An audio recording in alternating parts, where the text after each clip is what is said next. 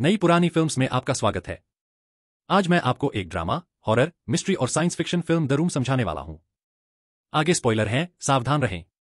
एक युवा जोड़ा, मैट और केट, न्यूयॉर्क के अपस्टेट में अपने नए घर में शिफ्ट होते हैं। दोनों अपनी शादीशुदा जिंदगी के शुरुआती पलों का आनंद लेते हुए एक नई शुरुआत करते हैं। उनका घर कुछ जगहों पर मरम्मत और रेनोवेशन की जरूरत में है। रसोई को व्यवस्थित करते समय केट को एक अलमारी के अंदर एक मरा हुआ पक्षी मिलता है और वो उसे बाहर दफनाने जाती है। तभी खिड़की से बात करते हुए मैट उसका ध्यान भटका देता है और जब वो वापस देखती है तो पक्षी गायब हो चुका होता है। घर के साथ आई पुरानी चीजें फेंकते समय मैट को दीवार में कुछ अजीब सा दिखता है तो वह वॉलपेपर फाड़कर बेहतर तरीके से देखने की कोशिश करता है। वहां उसे एक बड़ा दरवाजा मिलता है जिसमें अजीब सा की होल है। दरवाजा खोलने के लिए वो पुराने सामान में खोज करता है और चाबी पाता है। मैट चाबी लगाता है और तुरंत केट को बुलाता है। दोनों दरवाजा खोलते हैं और अचानक हॉलवे की लाइटें टिमटिमाने लगती हैं। मैट पावर कंपनी को समस्या बताने के लिए कॉल करता है और केट को कमरे के बारे में कुछ अजीब महसूस होता है तो वो उसका पीछा करती है। अगले दिन पावर कंपनी का एक ऑपरेटर आता है और पाता है कि बेसमेंट की वायरिंग बहुत पुरानी और अजीब तरीके से उलझी हुई है। जब मैट पूछता है कि क्या वो इसे ठीक कर सकता है तो ऑपरेटर कहता है कि उसने ऐसा कभी नहीं देखा। जाते समय ऑपरेटर मैट को बताता है कि घर के पिछले मालिकों की हत्या इसी घर में हुई थी। यह सुनकर मैट तुरंत इसके बारे में रिसर्च करता है। कंप्यूटर पर उसे एक पुराने अखबार में पता चलता है कि मारे गए दंपति का नाम पॉल और मैडेलिन शेफर था और संदिग्ध की पहचान आज तक अज्ञात है, जिसे जॉन डो कहा जाता है। मैट, जो एक कलाकार है, जॉन डो का चेहरा स्केच करने की कोशिश करता है और फिर रहस्यमय कमरे में जाकर ब्रेक लेता है। वहां शराब की एक बोतल खत्म करने के बाद वो चाहता है कि काश एक और बोतल मिल जाए। लैंप टिमटिमाता है और उसकी हैरानी के लिए एक और बोतल सामने आ जाती है। मैट बोतल को ध्यान से देखता है और समझता है कि यह कमरा इच्छाएं पूरी कर सकता है। केट लिविंग रूम में टिमटिमाती लाइट की आवाज से उठती है और ऊपर मैट को देखने जाती है। कमरे के अंदर वो देखती है कि मैट बहुत उत्साहित है और जगह नई चीजों से भरी हुई है। मैट खुशी खुशी केट को एक असली वैन गॉग पेंटिंग दिखाता है और बताता है कि यह कमरा कोई भी भौतिक इच्छा पूरी कर सकता है। पहले तो केट इसे मैट का मजाक समझकर हंस देती है। वो उसकी थ्योरी को परखती है और $1000 मांगती है। मैट पूरे कमरे में तलाश करता है और आखिरकार केट की इच्छानुसार पैसे उठा लेता है। अब भी शक करते हुए केट $1 मिलियन मांगती है और देखते ही देखते वे करोड़पति बन जाते हैं। लेकिन केट को यह डरावना लगता है और वो बाहर चली जाती है। मैट उसे मनाता है कि उन्हें इसका मजा लेना चाहिए। दोनों पूरा दिन कपड़े, शैंपेन, आर्ट और पैसे जैसी चीजें मांगते हुए बिताते हैं। उनकी खुशी की कोई तुलना नहीं, क्योंकि वे खुद को महंगी चीजों में डुबो देते हैं। रात के अंत में केट सोचती है कि यह कमरा उनकी इच्छाएं कैसे पूरी करता है, लेकिन मैट कहता है कि इसकी चिंता मत करो। आने वाले दिनों में उनका मजा और ऐशो आराम की कोई सीमा नहीं रहती। हर बार इच्छा करने पर लाइटें टिमटिमाती हैं और बेसमेंट का पावर सोर्स भी। वे अपनी रातों रात आई दौलत का जश्न मनाते हैं, कमरे के अंदर पार्टी करते हुए, ड्रिंक्स और गिफ्ट्स के साथ। लेकिन यह मजा ज्यादा देर तक नहीं चलता। अगली सुबह केट खालीपन महसूस करती है क्योंकि भौतिक चीजें उसके अंदर के शून्य को नहीं भर पाती। मैट चिंतित होकर उसे एक पालना देता है, इशारा करते हुए कि उन्हें बच्चा करने की कोशिश करनी चाहिए। लेकिन उम्मीद के विपरीत केट नाराज हो जाती है क्योंकि उसे पहले 2 गर्भपात हो चुके हैं और वह घर से बाहर निकल जाती है। कुछ देर बाद केट वापस आती है और अचानक रहस्यमय कमरे में एक बच्चा मांग लेती है। जब मैट को पता चलता है तो वह गुस्सा हो जाता है कि उसने बिना पूछे यह कर डाला। दोनों में गर्मागर्म बहस होती है। केट कहती है कि उसने यह मां बनने का शॉर्टकट लिया जिसमें गर्भपात का खतरा और प्रसव का दर्द नहीं होगा। केट समझाती है कि वे इस तरह भी खुश रह सकते हैं, लेकिन मैट इस विचार के खिलाफ है और केट से कहता है कि बच्चे को कमरे में वापस ले जाकर उसकी गायब होने की इच्छा करे। कमरे में पहुंचकर केट आंसुओं के साथ बच्चे को छोड़ने से मना कर देती है और उसे मैट को पकड़ा देती है। लेकिन मैट भी यह काम नहीं कर पाता और बच्चे को गायब करने की इच्छा नहीं करता, बल्कि उसे वापस पत्नी को दे देता है और वहां से चला जाता है। आखिरकार दोनों बच्चे को रखने का फैसला करते हैं और रातों रात माता पिता बन जाते हैं। अपने डेस्क पर बैठे मैट अधूरी पड़ी जॉन डो की ड्राइंग देखता है और पुराने हादसे पर और रिसर्च करता है। उसे पता चलता है कि संदिग्ध कातिल अब भी एक मनोरोग अस्पताल में जिंदा है। एक पुराने अखबार में जॉन डो कहता है कि यह कमरा ही उसे ऐसा करने पर मजबूर कर रहा था। कुछ ही समय बाद मैट उस मनोरोग संस्थान में जाता है ताकि जॉन से मिलकर कमरे के बारे में पूछ सके। वहां पहुंचने पर नर्स बताती है कि पिछले 45 सालों में जॉन से मिलने कोई नहीं आया, सिवाय न्यूज रिपोर्टरों के, तो मैट खुद को रिपोर्टर बता देता है। आखिरकार मैट की मुलाकात बूढ़े जॉन से होती है और वह उससे घर और खासकर उस रहस्यमय कमरे के बारे में सवाल करता है। जॉन एक डरावनी मुस्कान के साथ कहता है कि वह इस पल का लंबे समय से इंतजार कर रहा था। जब मैट पूछता है कि उसने शेफर्स को क्यों मारा, जॉन कहता है कि यही एकमात्र तरीका था। जॉन आगे की बात टाल देता है और मैट से कहता है कि वह घर छोड़ दे और जितना जल्दी हो सके कर दे, वरना देर हो जाएगी। जाते जाते जॉन कहता है कि किसी ऐसे इंसान से ज्यादा खतरनाक और कोई नहीं जो कुछ नहीं पा सकता, सिवाय उस इंसान के जो चाहे पा सकता है। घर लौटते समय मैट गैस स्टेशन पर रुकता है, लेकिन हैरानी की बात है कि उसका पैसा राख में बदल जाता है। यह देखकर वह तुरंत घर भागता है और बाकी का पैसा कमरे से बाहर फेंक देता है, यह देखने के लिए कि क्या वही होगा। फिर वह वैन गॉग की पेंटिंग बाहर लाने की कोशिश करता है और पुष्टि करता है कि वे चीजों को बाहर नहीं ला सकते, वरना वह धूल बन जाएंगी। गुस्से में मैट दीवारें तोड़ देता है ताकि कमरे के पीछे का राज पता चले, लेकिन कुछ नहीं मिलता, सिर्फ उलझी हुई वायरें जिन्हें ट्रैक करना बेहद मुश्किल है। इसके बाद मैट वॉलपेपर फाड़ देता है और उसे घर का नक्शा मिलता है जिसमें जुड़ी हुई वायरों का गाइड है।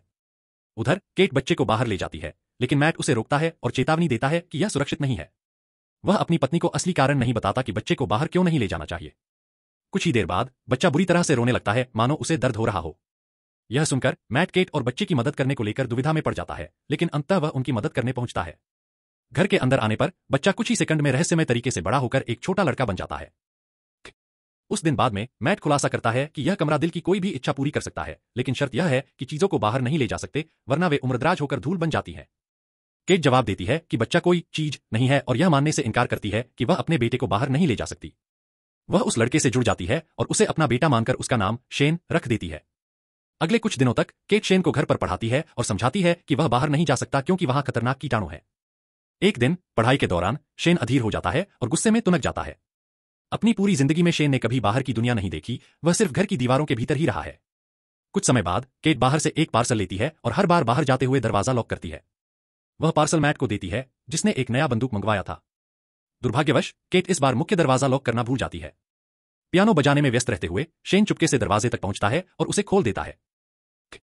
वह अपना हाथ बाहर निकालकर ताजी हवा महसूस करता है और बाहर के प्रति उत्सुक हो जाता है। अचानक केट उसे देख लेती है और गुस्से में उसके पास दौड़ती है, लेकिन राहत की बात है कि शेन सुरक्षित है। शेन को भागने से रोकने के लिए दंपति हर खिड़की को लकड़ी के तख्तों से बंद कर देते हैं। उस रात केट की नींद शेन के बिस्तर के पास आने से खुलती है, जो पूछता है कि क्या वह उसके साथ सो सकता है। शेन कहता है कि वह हमेशा अपनी मां के साथ रहना चाहता है, जिससे केट उसे और पास खींच लेती है। लेकिन उसके शब्द भी शेन के मन को शांत नहीं कर पाते, क्योंकि वह अब भी चिंतित दिखता है। अगले कुछ दिनों तक मैट अपनी नई बंदूक चलाने का अभ्यास करता है। घर लौटते समय वह देखता है कि शेन उसके आर्ट स्टूडियो में एक स्नो ग्लोब से खेल रहा है। मैट सख्ती से उसे तुरंत बाहर निकलने को कहता है, जिससे शेन का स्नो ग्लोब गिरकर टूट जाता है। अब तक मैट ने शेन को अपना बेटा स्वीकार नहीं किया है और उससे ठंडेपन से पेश आता है। थोड़ी देर बाद केट अंदर आती है और इस बात पर बहस करती है कि मैट पिता जैसा व्यवहार क्यों नहीं करता। रात में शेन घर में घूमते हुए एक नक्शा देखता है, जो उसे बेसमेंट तक ले जाता है। वह उलझी हुई वायरों वाला बड़ा पावर सोर्स वाले कमरे तक पहुंच जाता है। पूरी रात घर में लाइटें टिमटिमाती रहती हैं, लेकिन मैट और केट को इसका एहसास नहीं होता। सुबह मैट के पास एक नया स्नो ग्लोब होता है, जबकि टूटा हुआ वाला दूर पड़ा है। वह तुरंत अपनी पत्नी को जगाता है और दोनों कमरे में जाते हैं। उनकी हैरानी की बात है कि शेन ने कमरे के अंदर एक बाहरी क्षेत्र बना दिया है, जो पहले 4 दीवारों वाला था, वह अब एक विशाल जंगल बन चुका है, जहां शेन स्नोमैन बना रहा है। केट अपने बेटे द्वारा बनाए गए इस संसार को देखकर मोहित हो जाती है और उसके साथ खेलने लगती है। दूसरी तरफ मैट गुस्से में शेन का हाथ पकड़कर उसे अंदर ले आता है। इस घटना के बाद दंपति में इस बात पर बहस होती है कि शेन को कमरे में खेलने की अनुमति दी जाए या नहीं। मैट कहता है कि यह खतरनाक है, लेकिन केट का मानना है कि नहीं। तभी फोन बजता है और शेन उसे उठा लेता है, जबकि उसे फोन उठाने या किसी और से बात करने की इजाजत नहीं है। मैट गुस्से में फोन उससे छीन लेता है। जॉन के अचानक कॉल करने पर उसे पता चलता है कि कपल ने एक लड़के की इच्छा की थी। किचन में खड़ी केट दूसरी फोन से उनकी बातचीत सुन लेती है। जॉन बताता है कि शेन को आजादी से घर से बाहर जाने के लिए सबसे बड़ा बलिदान देना पड़ेगा। अगर केट मर जाए तो शेन बाहर जा सकता है और बाकी लोगों की तरह बड़ा हो सकता है। फोन पर जॉन चौंकाने वाला खुलासा करता है कि वह भी कमरे द्वारा दिया गया एक बच्चा था। जॉन की मां ने उसके पिता को मार डाला और फिर जवान होने पर उसे मजबूर किया कि वह उसे भी मार दे ताकि वह आजाद हो सके। इसके बाद जॉन मैट से कहता है कि उसके पास 2 विकल्प हैं, शेन को मारकर केट को बचाना या केट को मारकर शेन को बचाना। यह बातचीत सुनने के बाद केट घर छोड़ देती है, जिससे मैट चिंतित हो जाता है। वह कार क्रैश करने की कोशिश करती है, लेकिन खुद को रोक लेती है। घर में अकेला रहकर मैट घबरा जाता है और अपना स्टूडियो भी तहस-नहस कर देता है। कुछ देर बाद वह शेन के लिए डिनर तैयार करता है, लेकिन डिनर के दौरान शेन ने कई सवाल पूछे जो मैट को पसंद नहीं आए। लड़के के सवालों से परेशान होकर गुस्सा हो जाता है और कह देता है कि वह असली लड़का नहीं है और उसके माता पिता नहीं है। गुस्से में वह शेन को दरवाजे तक घसीटता है, लेकिन शेन डरकर ऊपर भाग जाता है। शेन के कमरे में मैट को एहसास होता है कि उसने गलती की और वह माफी मांगता है। शेन उससे कहानी पढ़ने को कहता है और दोनों साथ सो जाते हैं।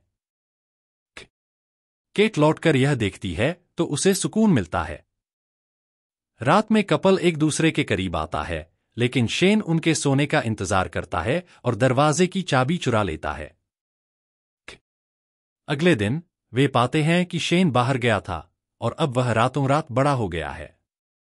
हालांकि दिमाग अभी भी बच्चे जैसा है। वह बंदूक तान देता है, लेकिन केट उसे शांत कर देती है। तभी मैट और शेन में लड़ाई होती है, जिसमें केट बेहोश हो जाती है। होश आने पर मैट बताता है कि शेन गलती से गोली लगने से मर गया। केट टूटकर रोने लगती है और मैट उसे संभालकर घर ले आता है। असल में लड़ाई वाले कमरे में असली मैट को होश आता है और वह अपनी पत्नी को ढूंढता है। उसे पता चलता है कि केट के साथ जो है वह शेन है जिसने मैट का रूप ले लिया है।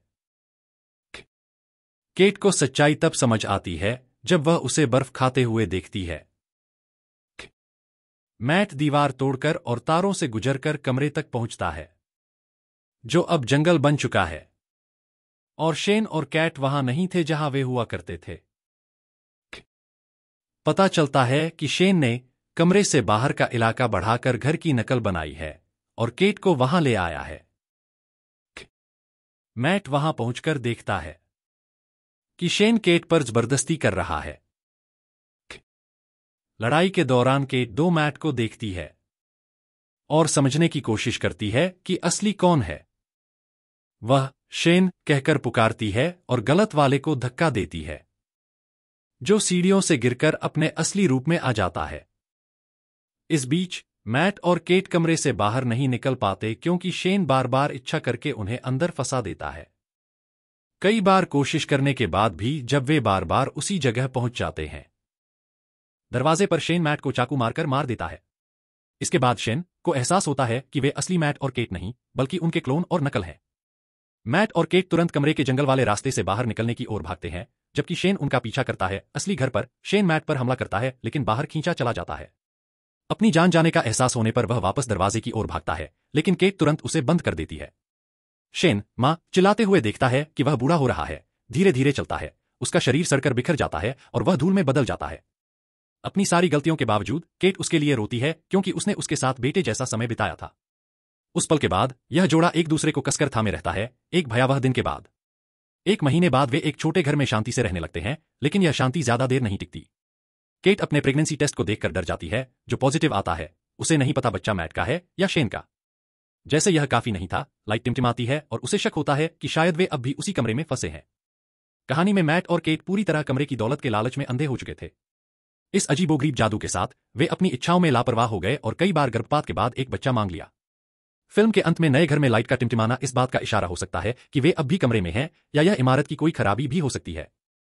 सबसे चौंकाने वाला राज केट की गर्भावस्था है, जो मैट का बच्चा भी हो सकता है और शेन का भी, क्योंकि घटना से एक रात पहले केट और मैट ने प्रेम किया था, लेकिन क्लोन वाले घर में बड़े हो चुके शेन ने भी उसके साथ जबरदस्ती की थी।